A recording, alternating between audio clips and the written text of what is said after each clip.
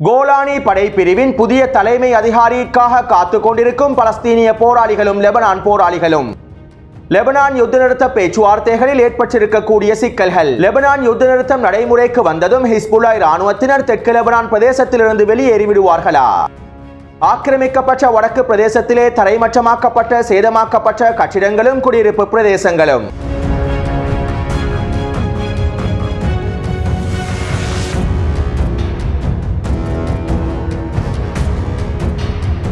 லெபனானினுடைய யுத்த நிறுத்த பேச்சுவார்த்தைகள் தொடர்பாக தொடர்ச்சியாக தகவல்கள் வெளியாகிய வண்ணம் இருக்கின்றன. அதிலும் குறிப்பாக இஸ்ரேலி ஆக்கிரமிப்பு ஊடகங்களே லெபனான் யுத்த நிறுத்த பேச்சுவார்த்தை தொடர்பான அதிகளவான தகவல்களையும் செய்திகளையும் வெளியிட்டு வருகின்றார்கள். இன்னும் 36 மணித்தியாலங்களுக்குள் லெபனானுக்கும் இஸ்ரேலி ஆக்கிரமிப்புக்கும் இடையில் யுத்த நிறுத்த பேச்சுவார்த்தைகள் கைச்சாத்திடப்பட போவதாகவும் சில இஸ்ரேலி ஆக்கிரமிப்பு ஊடகங்கள் செய்திகளை வெளியிட்டு வருகின்றன. இன்னும் ஒரு புறம் லெபனானிலே யுத்த நிறுத்தம் ஏற்படுத்தப்பட்டால் நாங்கள் ஆர்ப்பாட்டங்களையும் போராட்டங்களையும் மேற்கொள்வோம் என்றும் இஸ்ரேலி ஆக்கிரமிப்பு நிலத்தரர்கள் கருத்துக்களை வெளியிட்டு வருகின்றார்கள். அதே போன்று லெபனானிலே யுத்த நிறுத்தம் ஏற்படுத்தப்படக்கூடாது என்றும் தொடர்ச்சியான தாக்குதல்கள் மேற்கொள்ளப்பட வேண்டும் என்றும் நெட்டன்யாஹுவினுடைய வலதுசாரி அமைச்சர்களும் கருத்துக்களை வெளியிட்டு வருகின்றார்கள். ஆனால் இந்த கருத்துக்களும் விமர்சனங்களும் இஸ்ரேலி ஆக்கிரமிப்பு தரப்பிலிருந்து மாத்திரமே வெளியாகியுள்ளன. இன்னும் ஒரு விதத்தில் குறிப்பிடுவதாக இருந்தால் இவர்களுடைய சூழ்ச்சி திட்டங்களையும் தந்திரமான காய் நகர்த்தல்களையும் இந்த கருத்துக்கள் மூலமாகவும் விமர்சனங்கள் மூலமாகவும் மூடி மறைக்க பார்க்கின்றார்கள். கடந்த வாரம் அமெரிக்க தூதர் அமோஸ் லெபனானுக்கு விஜயம் செய்து லெபனானினுடைய பாராளுமன்ற சபாநாயகர் நஹபி பெர்ரி அவர்களுடன் கலந்துரையாடல்களை மேற்கொண்டிருந்தார். இந்த கலந்துரையாடலின் போது அமெரிக்க தரப்பினர் முன்வைத்திருக்கக்கூடிய முன்மொழிவுகள் தொடர்பான நிலைப்பாட்டினை ஹிஸ்புல்லா இராணுவத்தினர் லெபனானின் பாராளுமன்ற சபாநாயகரின் மூலமாக தெரிவித்திருந்தார்கள். இதைத் தொடர்ந்து அமெரிக்க தூதர் அமோஸ் இஸ்ரேலி ஆக்கிரமிப்புக்கு விஜயம் செய்து நெட்டன்யாஹுவுடனும் பாதுகாப்பு அமைச்சருடனும் கலந்துரையாடல்களை மேற்கொண்டிருந்தார். அமெரிக்க முன்மொழிவு தொடர்பாக ஹிஸ்புல்லா இராணுவத்தினர் முன்வைத்திருக்கக்கூடிய நிலைப்பாடுகளையும் லெபனான் அரசியல் தலைமைகள் முன்வைத்திருக்கக்கூடிய நிலைப்பாடுகளையும் அமெரிக்க தூதர் அமோஸ் நெட்டன்யாஹுவிடத்திலும் பாதுகாப்பு அமைச்சரிடத்திலும் குறிப்பிட்டிருந்தார். இதைத் தொடர்ந்து லெபனானிலே உடனடியாக யுத்த நிறுத்தம் ஏற்படுத்தப்பட மாட்டாது, ஆனால் லெபனான் யுத்த நிறுத்த பேச்சுவார்த்தைகள் முன்னேற்றம் அடைந்துள்ளது என ஊடகங்களுக்கு அமோஸ் கருத்துக்களை வெளியிட்டுவிட்டு அமெரிக்காவுக்கு திரும்பியிருந்தார். அத்தோடு லெபனானிலே யுத்த நிறுத்தத்தினை ஏற்படுத்துவதற்காக அமெரிக்கா முன்வைத்திருக்கக்கூடிய முன்மொழிவுகள் தொடர்பாக முன்னைய காணொளிகளில் நான் தெளிவாக குறிப்பிட்டிருந்தேன். இஸ்ரேலி ஆக்கிரமிப்புக்கு சார்பாக இருக்கக்கூடிய இஸ்ரேலி ஆக்கிரமிப்புக்கு நன்மை பயப்பிக்கக்கூடிய ஒரு முன்மொழிவை தான் அமெரிக்க தரப்பினர் முன்வைத்திருந்தார்கள். அமெரிக்கா முன்வைத்திருக்கக்கூடிய இந்த முன்மொழிவுக்கு அமைவாக ஹிஸ்புல்லா இராணுவத்தினர் தெற்கு லெபனான் பிரதேசங்களில் இருந்து முழுமையாக வெளியேறிவிட வேண்டும், லெபனானின் வடக்கு பிரதேசத்திற்கு நகர்ந்து விட வேண்டும். மேலும் ஹிஸ்புல்லா இராணுவத்தினர் அவர்களுடைய ஆயுதங்களையும் கைவிட்டு விட வேண்டும். அதே போன்று சிரியாவுக்கும் லெபனானுக்கும் இடையிலான ஆயுத பரிமாற்றமும் முழுமையாக தடுத்து நிறுத்தப்பட வேண்டும். மேலும் தெற்கு லெபனான் எல்லை பிரதேசங்களுக்குள்ளே இஸ்ரேலி ஆக்கிரமிப்பு இராணுவம் சுதந்திரமாக செயல்படுவதற்கான உரிமையும் வழங்கப்பட வேண்டும் என அமெரிக்கா முன்வைத்திருக்கக்கூடிய முன்மொழிவிலே தெளிவாக குறிப்பிடப்பட்டிருந்தது. மேலும் ஐநாவின் பாதுகாப்பு சபை தீர்மானமான 1701 தீர்மானத்திலே சில மாற்றங்களையும் சேர்க்கைகளையும் ஏற்படுத்தி இருந்தார்கள். இப்படியான நிலைமையில் தான் லெபனானின் பாராளுமன்ற சபாநாயகர் ஐநாவின் தீர்மானத்தை மாற்றி அமைக்கக்கூடிய எந்த ஒரு கருத்துக்களையும் ஐநாவின் தீர்மானத்திலே சேர்க்கப்பட்டிருக்கக்கூடிய எந்த ஒரு திரிபுகளையும் நாங்கள் ஏற்றுக்கொள்ளப் போவதில்லை என அறிவித்திருந்தார். அது மட்டுமல்லாமல் இஸ்ரேலி ஆக்கிரமிப்புக்கு சார்பாக இருக்கக்கூடிய இந்த முன்மொழிவை ஏற்றுக்கொள்ளப் போவதில்லை என்றும் அறிவித்திருந்தார். இவை தொடர்பான ஹிஸ்புல்லா இராணுவத்தினுடைய நிலைப்பாடுகளையும் லெபனானுடைய பாராளுமன்ற சபாநாயகர் தெரிவித்திருந்தார். இதைத் தொடர்ந்து அமெரிக்காவின் முன்மொழிவை லெபனானும் ஹிஸ்புல்லா இராணுவத்தினரும் ஏற்றுக்கொள்ள வேண்டும் என்பதற்காக இஸ்ரேலி ஆக்கிரமிப்பு பெய்ரூட்டின் மத்திய பிரதேசத்தை இலக்கு வைத்தும் தெற்கு புறநகர் பிரதேசத்தை இலக்கு வைத்தும் வான்வழி தாக்குதல்களை அதிகப்படுத்தியது. குடியிருப்பு பிரதேசங்கள் மீதான வான்வழி தாக்குதல்களை அதிகரிப்பதன் மூலமாக இனப்படுகொலை தாக்குதல்களை அதிகரிப்பதன் மூலமாக அமெரிக்காவினால் முன்வைக்கப்பட்டிருக்கக்கூடிய ஒப்பந்தத்திற்கு லெபனானையும் ஹிஸ்புல்லா இராணுவத்தினையும் சம்மதிக்க வைக்க முடியும் என நெட்டன்யாஹுவும் இஸ்ரேலி ஆக்கிரமிப்பு இராணுவமும் திட்டமிட்டிருந்தார்கள். இதற்கமைவாகவே கடந்த ஒரு வாரமாக லெபனான் முழுவதும் உச்சக்கட்ட வான்வழி தாக்குதல்கள் மேற்கொள்ளப்பட்டு வந்தன. ஆனால் இஸ்ரேலி ஆக்கிரமிப்பு உச்சக்கட்ட வான்வழி தாக்குதல்களை மேற்கொண்டு அழுத்தங்களை வழங்கியிருந்த போதிலும் லெபனான் பாராளுமன்ற சபாநாயகர் அமெரிக்காவின் முன்மொழிவுகளை ஏற்றுக்கொள்ளவில்லை. அது மட்டுமல்லாமல் ஹிஸ்புல்லா இராணுவத்தினர் இந்த தாக்குதல்களுக்கு பதிலடி வழங்கும் முகமாக இஸ்ரேலி ஆக்கிரமிப்பின் டெல் அவீவ் பிரதேசத்தின் இலக்கு வைத்தும் ஹைஃபா பிரதேசங்களை இலக்கு வைத்தும் நூற்றுக்கணக்கான ஏவுகணை தாக்குதல்களை மேற்கொண்டிருந்தார்கள். குறிப்பாக டெல் அவீவ் பிரதேசத்தை இலக்கு வைத்து 20க்கும் அதிகமான பாலிஸ்டிக் ஏவுகணை தாக்குதல்களை மேற்கொண்டு பல குடியிருப்பு கட்டிடங்களை சேதமாக்கி இருந்தார்கள். கடந்த 4 நாட்களாக இஸ்ரேலிய ஆக்கிரமிப்புக்கு எதிராக உச்சக்கட்ட ஏவுகணை தாக்குதல்களை ஹிஸ்புல்லா இராணுவத்தினர் மேற்கொண்டு வருகின்றார்கள். இப்படியான நிலைமையில் தான் லெபனான் யுத்த காலத்தில் அவசரமாக தற்காலிக யுத்த நிறுத்தம் ஒன்று ஏற்படுத்தப்பட வேண்டும் என முன்மொழிவுகள் அமெரிக்காவினால் முன்வைக்கப்பட்டுள்ளன. அதாவது லெபனான் யுத்த காலத்திலே 2 மாதங்களுக்கு யுத்த நிறுத்தத்தினை ஏற்படுத்துவதற்கான முன்மொழிவினை அமெரிக்கா முன்வைத்துள்ளது. மேலும் இந்த 2 மாதங்களுக்கு யுத்த நிறுத்தத்தினை ஏற்படுத்துவதற்கான முன்மொழிவுக்கு இஸ்ரேலிய ஆக்கிரமிப்பின் போர் அமைச்சரவையில் நெட்டன்யாஹூ அனுமதி வழங்கியிருப்பதாகவும் இஸ்ரேலிய ஆக்கிரமிப்பு ஊடகங்கள் செய்திகளை வெளியிட்டுள்ளன. இஸ்ரேலிய ஆக்கிரமிப்பின் நலன்களுக்கு சார்பாக இருக்கக்கூடிய அமெரிக்க முன்மொழிவை லெபனானும் ஹிஸ்புல்லா இராணுவத்தினரும் ஏற்றுக்கொள்ளாத இந்த சந்தர்ப்பத்தில் தான் நெட்டன்யாஹூ தற்காலிக யுத்த நிறுத்தத்தினை ஏற்படுத்துவதற்கான அனுமதியினை வழங்கியுள்ளார். இவ்வாறு நெட்டன்யாஹூ லெபனான் யுத்த காலத்திலே 60 நாட்களுக்கு தற்காலிக யுத்த நிறுத்தத்தினை ஏற்படுத்துவதற்கான சம்மதத்தினை அனுமதியினை வழங்கியிருப்பது நெட்டன்யாஹூவின் தந்திரமான காய் நகர்த்தலாகவுமே பார்க்கப்படுகின்றது. அத்தோடு இந்த 2 மாத தற்காலிக யுத்த நிறுத்த காலப்பகுதிக்குள் ஹிஸ்புல்லா இராணுவத்தினர் தெற்கு லெபனான் பிரதேசத்திலிருந்து முழுமையாக வெளியேறிவிட வேண்டும். ஹிஸ்புல்லா இராணுவத்தினர் இந்த 2 மாதங்களுக்கும் லிட்ரானி நதிக்கு வடக்கு பிரதேசத்திற்கு இடம்பெயர்ந்து விட வேண்டும். அவர்களுடைய ஒட்டுமொத்த ஆயுதங்களையும் எடுத்துக்கொண்டு இடம்பெயர்ந்து விட வேண்டும். மேலும் தெற்கு லெபனான் பிரதேசத்திலே லெபனானின் அரச இராணுவம் நிலைநிறுத்தப்படும். லெபனானின் அரச இராணுவமும் ஐநாவின் அமைதி படைகளும் ஒன்றிணைந்து ரோந்து பணிகளை மேற்கொள்வார்கள். அதே போன்று இந்த 2 மாத காலப்பகுதிக்குள் இஸ்ரேலிய ஆக்கிரமிப்பு இராணுவமும் தெற்கு லெபனான் கிராமங்களில் இருந்து முழுமையாக வெளியேறிவிடும். தற்போது இஸ்ரேலிய ஆக்கிரமிப்பு இராணுவம் தெற்கு லெபனானின் மிக முக்கியமான 8 கிராமங்களுக்குள்ளே ஊடுருவியுள்ளது. இந்த 8 கிராமங்களில் இருந்தும் இஸ்ரேலிய ஆக்கிரமிப்பு முழுமையாக வெளியேறிவிட வேண்டும். அத்தோடு ஐநாவின் தீர்மானம் 1701 அமைவாக தெற்கு லெபனான் பிரதேசத்திலே இஸ்ரேலிய ஆக்கிரமிப்புக்கும் ஹிஸ்புல்லா இராணுவத்துக்கும் இடையில் 2 மாத கால யுத்த நிறுத்தம் ஏற்படுத்தப்படும் என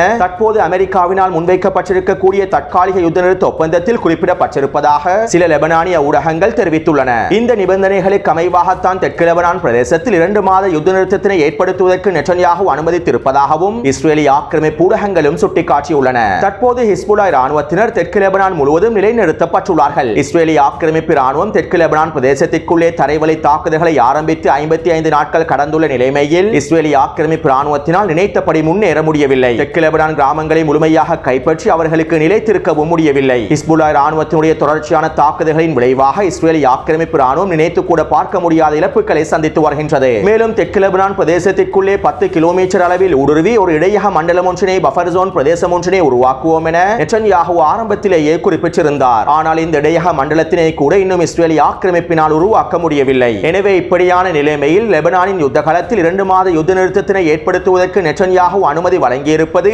அவருடைய தந்திரமான காய் நகர்த்தல்களையும் சூழ்ச்சி திட்டங்களையும் பிரதிபலிப்பதாகவே அமைந்துள்ளது. தரைவழி தாக்குதலின் மூலமாக ஹிஸ்புல்லா இராணுவத்தினை தெற்கு லெபனான் பிரதேசத்திலிருந்து நெட்டன்யாஹூவினால் அகற்ற முடியவில்லை. இதனால் தற்போது 2 மாத யுத்த நிறுத்த பேச்சுவார்த்தை என்கின்ற பெயரில் தெற்கு லெபனான் பிரதேசத்திலிருந்து ஹிஸ்புல்லா இராணுவத்தினை அகற்றுவதற்கு நெட்டன்யாஹூ திட்டமிடுகின்றார். அதே நேரம் நெட்டன்யாஹூவின் இந்த சூழ்ச்சி திட்டங்கள் பற்றியும் தந்திரங்கள் பற்றியும் ஹிஸ்புல்லாவினுடைய தலைமைகளுக்கும் நன்றாகவே தெரியும். மேலும் நெட்டன்யாஹூவின் இந்த சூழ்ச்சி திட்டங்களையும் தந்திரங்களையும் முறியடிப்பதற்கு ஹிஸ்புல்லா இராணுவத்திடம் 2 வழிகள் காணப்படுகின்றன. ஒன்று இந்த தற்காலிக யுத்த நிறுத்தத்தினை முழுமையாக நிராகரிப்பதாகும். 2 மாத தற்காலிக யுத்த நிறுத்தத்திற்கு நாங்கள் சம்மதிக்கவில்லை என வெளிப்படையாக தெரிவிப்பதாகும். இரண்டாவது இந்த தற்காலிக யுத்த நிறுத்தத்திற்கு ஹிஸ்புல்லா இராணுவத்தினர் சம்மதம் தெரிவித்துவிட்டு தெற்கு லெபனான் பிரதேசத்திலிருந்து வெளியேறாமல் இருப்பதாகும். அதாவது மறைமுகமாக ராஜதந்திர ரீதியில் காய்களை நகர்த்தி தெற்கு லெபனான் பிரதேசத்திலிருந்து வெளியேறாமல் இருப்பதாகும். இந்த 2 வழிகளின் மூலமாக ஹிஸ்புல்லா இராணுவத்தினர் நெட்டன்யாஹூவின் சூழ்ச்சி திட்டங்களையும் தந்திரங்களையும் முறியடிக்கலாம். 2006ஆம் ஆண்டு நடைபெற்ற 2வது லெபனான் யுத்தத்தின் போது ஹிஸ்புல்லா இராணுவத்துக்கும் இஸ்ரேலிய ஆக்கிரமிப்புக்கும் இடையிலான யுத்தத்தினை நிறுத்துவதற்காக இரு தரப்பினருக்கும் இடையில் 1 மாத தற்காலிக யுத்த நிறுத்தம் ஏற்படுத்தப்பட்டது. ஐநாவின் பாதுகாப்பு சபையில் நிறைவேற்றப்பட்ட 1701 தீர்மானத்திற்கு அமைவாகவே இந்த யுத்த நிறுத்தம் ஏற்படுத்தப்பட்டிருந்தது. மேலும் ஐநாவின் பாதுகாப்பு சபையினால் நிறைவேற்றப்பட்ட இந்த தீர்மானத்திலே ஹிஸ்புல்லா இராணுவத்தினர் தெற்கு லெபனான் பிரதேசத்திலிருந்து முழுமையாக வெளியேறிவிட வேண்டும் என குறிப்பிடப்பட்டிருந்தது. ஆனால் ஹிஸ்புல்லா இராணுவத்தினர் தெற்கு லெபனான் பிரதேசத்திலிருந்து வெளியேறவில்லை. ஏனென்றால் ஐநாவின் குறித்த தீர்மானத்தில் இன்னும் ஒரு மிக முக்கியமான விடயம் ஒன்றும் குறிப்பிடப்பட்டிருந்தது. லெபனானின் தென்கிழக்கு பிரதேசத்தில் இருக்கக்கூடிய ஷேபா பண்ணைகளை இஸ்ரேலிய ஆக்கிரமிப்பு கைப்பற்றி இருந்தது. இவ்வாறு கைப்பற்றி இருக்கக்கூடிய பிரதேசங்களில் இருந்து இஸ்ரேலிய ஆக்கிரமிப்பு முழுமையாக வெளியேற வேண்டும் என்றும் ஐநாவின் குறித்த தீர்மானத்திலே குறிப்பிடப்பட்டிருந்தது. ஆனால் இஸ்ரேலிய ஆக்கிரமிப்பு இராணுவம் ஆக்கிரமித்துக் கொண்ட ஷேபா பண்ணை பிரதேசங்களில் இருந்து முழுமையாக வெளியேறவில்லை. இதனால் ஹிஸ்புல்லா இராணுவத்தினரும் தெற்கு லெபனான் பிரதேசத்திலிருந்து வெளியேறவில்லை. ஆனால் இரு தரப்பினருக்கும் இடையில் யுத்த நிறுத்தம் ஏற்படுத்தப்பட்டிருந்தது. 2 தரப்பினரும் ஐநாவின் தீர்மானத்தினை மீறி இருந்தாலும் இரு தரப்பினருக்கும் இடையில் யுத்த நிறுத்தம் ஏற்படுத்தப்பட்டிருந்தது. எனவே தற்போதும் ஐநாவின் இந்த தீர்மானத்திற்கு அமைவாக யுத்த நிறுத்தம் ஏற்படுத்தப்படுமாக இருந்தால் இஸ்ரேலிய ஆக்கிரமிப்பு இராணுவம் தெற்கு லெபனான் பிரதேசங்களில் மாத்திரமல்லாமல் ஆக்கிரமித்துக் கொண்ட ஷேபா பண்ணை பிரதேசங்களில் இருந்து முழுமையாக வெளியேற வேண்டும். ஆனால் இஸ்ரேலிய ஆக்கிரமிப்பு இராணுவம் ஷேபா பண்ணைகளிலே தற்போது இஸ்ரேலிய ஆக்கிரமிப்பு குடியேற்றங்களையும் அமைத்துவிட்டது. இதனால் ஒரு பொழுதும் குறித்த பிரதேசங்களிலிருந்து இஸ்ரேலிய ஆக்கிரமிப்பு வெளியேறப் போவதில்லை. எனவே ஹிஸ்புல்லாஹ் இராணுவத்தினரும் தெற்கு லெபனான் பிரதேசங்களில் இருந்து வெளியேற மாட்டார்கள். இதனால் தான் ஐநாவின் இந்த தீர்மானத்தில் எந்தவிதமான சேர்க்கைகளும் ஏற்படுத்தக்கூடாது என்றும் அவ்வாறு மாற்றங்கள் ஏற்படுத்தப்படாமல் ஐநாவின் இந்த தீர்மானத்தினை நிறைவேற்றுவதற்கு தயாராக இருக்கின்றோம் என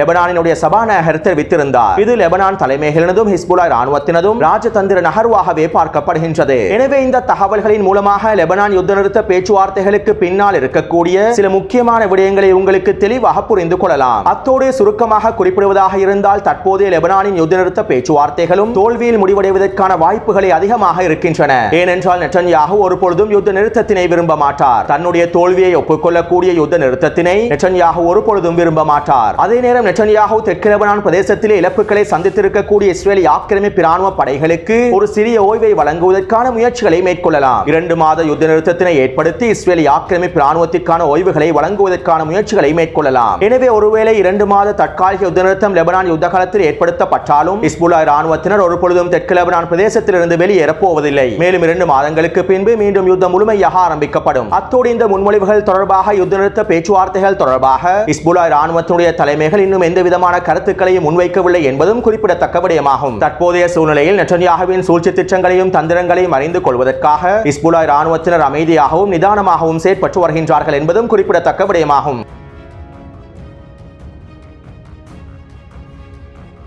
கடந்த 415 நாட்களாக ஹிஸ்புல்லாஹ் இராணுவத்தினர் மேற்கொண்டு வரக்கூடிய தாக்குதல்களின் விளைவாக இஸ்ரேலிய ஆக்கிரமிப்பின் வடக்கு பிரதேசத்தில் இருக்கக்கூடிய 8800க்கும் அதிகமான வீடுகளும் குடியிருப்பு கட்டிடங்களும் முழுமையாக சேதமடைந்திருப்பதாகவும் 300க்கும் அதிகமான மிகப்பெரிய பயிற்சிகை நிலங்கள் முழுமையாக அளிக்கப்பட்டிருப்பதாகவும் இஸ்ரேலிய ஆக்கிரமிப்பின் சொத்து மற்றும் வரிகளுக்கான அமைச்சகம் தகவல்களை வெளியிட்டுள்ளது. அடுத்து கடந்த வாரம் இஸ்ரேலிய ஆக்கிரமிப்பின் கோலானி படைப்பிரிவினுடைய தலைமை அதிகாரி தெற்கு லெபனானின் ஷமா பிரதேசத்திலே மிக முக்கியமான விருந்துபசாரத்தில் கலந்து கொண்டிருந்தார். இந்த விருந்துபசாரத்திலே கலந்து கொண்டிருந்த தலைமை அதிகாரி படுகாயமடைந்திருப்பதாகவும் தெரிவிக்கப்பட்டிருந்தது. ஆனால் குறித்த விருந்துபசாரங்களின் போது அவர் லேசாகத்தான் படுகாயமடைந்துள்ளார் என இஸ்ரேலிய ஆக்கிரமிப்பு ராணுவமும் ஊடகங்களும் கருத்துக்களை வெளியிட்டிருந்தன. இருப்பினும் தற்போது கோலானி தலைமை அதிகாரியினுடைய கால்களும் கைகளும் ஊனமாக இருப்பதாகவும் அவை துண்டிக்கப்பட்டிருப்பதாகவும் இஸ்ரேலிய ஆக்கிரமிப்பின் வைத்தியசாலை வட்டாரங்கள் செய்திகளை வெளியிட்டுள்ளன.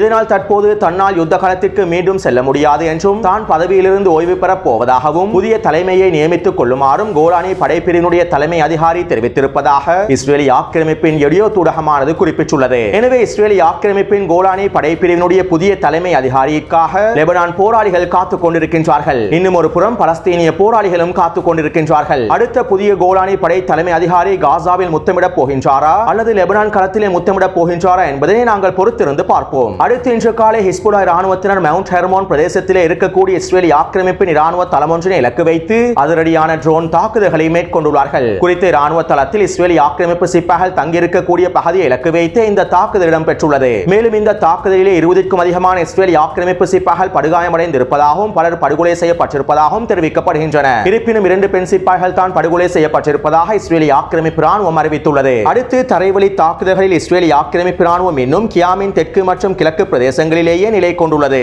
மேலும் நேற்றிரவு ஹிஸ்புல்லாஹ் இராணுவத்தினர் குறித்த பிரதேசங்களிலே நிலை கொண்டிருக்கக்கூடிய இஸ்ரேலிய ஆக்கிரமிப்பு படைகளுக்கு எதிராக 5 ட்ரோன் தாக்குதல்களையும் 10 கவசதிர் ஏவுகணை தாக்குதல்களையும் டசன் கணக்கான நசர் ஏவுகணை தாக்குதல்களையும் மேற்கொண்டுள்ளார்கள். இந்த தாக்குதலிலே 20க்கும் அதிகமான இஸ்ரேலிய ஆக்கிரமிப்பு சிப்பாய்கள் கொல்லப்பட்டும் படுகாயமடைந்திருக்கலாம் என்றும் அல்மனார் ஊடகம் குறிப்பிட்டுள்ளது. அதே போன்று இன்று காலை கியாமினுடைய கிழக்கு பிரதேசத்தினூடாக வருகை தந்த மெர்காவா போர்த்தாங்கி வாகனத்தையும் அல்மாஸ் கவசதிர் ஏவுகணையின் மூலமாக தட்டி தூக்கியுள்ளார்கள். மேலும் அதற்குள்ளே இருக்கக்கூடிய இஸ்ரேலிய ஆக்கிரமிப்பு சிப்பாய்களும் தீக்கிரையாக்கப்பட்டுள்ளார்கள். அடுத்து நேற்றிரவு தேர்மிமாஸ் பிரதேசத்திலும் ஹிஸ்புல்லாஹ் இராணுவத்தினர் 3 தாக்குதல்களை மேற்கொண்டுள்ளார்கள். மேலும் இன்று காலையிலிருந்தும் குறித்த பிரதேசங்களில் தாக்குதல்கள் நடைபெற்று வருவதாகவும் தெரிவிக்கப்படுகின்றது. அடுத்து அல் பயாதா பிரதேசத்திலிருந்து வெறும் 45 நிமிடங்களில் தெரித்து ஓடிய இஸ்ரேலிய ஆக்கிரமிப்பு படைகள் ஷமா மற்றும் டயர் ஹர்ஃபா பிரதேசங்களிலே வழங்கப்பட்ட விருந்துபசாரங்களில் கலந்து கொண்டுள்ளார்கள். இந்த விருந்துபசாரங்களின் போது இஸ்ரேலிய ஆக்கிரமிப்பு படைகளுக்கு எதிராக கவசதிர் ஏவுகணை தாக்குதல்களும் மோட்டார் குண்டு தாக்குதல்களும் மேற்கொள்ளப்பட்டுள்ளன. எனவே நேற்று மாலை 6 மணியிலிருந்து இன்று மாலை 6 மணி வரையில் கிடைக்கப்பெற்ற தகவல்களுக்கு அமைவாக லெபனான் யுத்தகலத்திலே 3 மெர்காவா போர்த்தாங்கி வாகனங்கள் அளிக்கப்பட்டுள்ளன.